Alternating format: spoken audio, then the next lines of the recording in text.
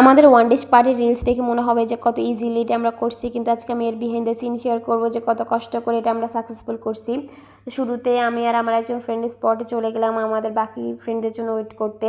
এখানে দুজন ফ্রেন্ড আসার কথা যারা আমাদেরকে অনেকক্ষণ ধরে ওয়েট করাইছে, এখানে অনেকক্ষণ পর ওরা ঢুলে আসছে। তো যে ফ্রেন্ডদের বাসা ছাদে করবো ওদের বাসা ছাদে চলে গেলাম। এটা মেনলি আমরা স্কুল ফ্রেন্ডরা মিলেই করতেছি, অনেক বছর পর একজনের সাথে একজন দেখা হচ্ছে।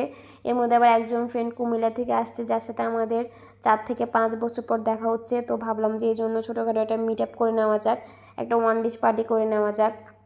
তো আমরা সবগুলো ফ্রোজেন আইটেম করছি, কারণ আমাদের সবার বাসা ছিল দূরে, আমরা অনেক দূর থেকে আসছিলাম, অন্য একজন ফ্রেন্ডদের বাসা একসাথে হয়েছিলাম, তাই বাসা থেকে কিছু বানিয়ে আনা সম্ভব ছিল না, তাই ভাবলাম যে ফ্রোজেন আইটেম করে নেওয়া যাক। এখানে আমি মেনলি সসটা দেখাইছি, কারণ আমরা যে ফ্রেন্ডকে ওদের বাসায় ফ্রিজে ফ্রোজেনগুলো রাখতে দিয়েছিলাম ও কী করছে সসটাকে ডিপ ফ্রিজে রেখে দিয়েছে, যেটা নিয়ে আমরা খুব হাসাহাসি করতেছিলাম। তো এটা হচ্ছে ওর ছোটো ভাই।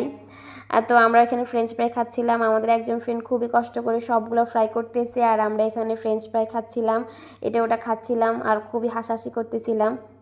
তো সবগুলা শেষে আমরা হচ্ছে একটু রেডি হয়ে চলে গেছি ওদের ছাদে, ছেলেদেরকে লাগাই দিয়েছি সবগুলা ক্লিন করতে, ওরাই সব কাজ করতেছিল।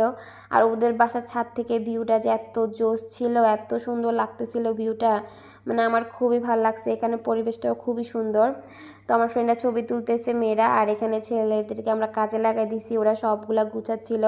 আর আমাদের সব কিছু শেষ করতে করতে প্রায় সন্ধ্যা হয়ে গেছে, মানে পুরো 3-4 ঘন্টা পরে আমরা শুরু করছি, পরে করতে করতে সন্ধ্যা হয়ে গেছে। তো আমরা সবগুলা নিয়ে খাইতে বসছি, খাইতে খাইতে মানে পুরা রাতই হয়ে গেছে, এতক্ষণ টাইম লাগছে আমাদের, বাট খুবই মজা ছিল, খুবই এনজয় করছি আমরা।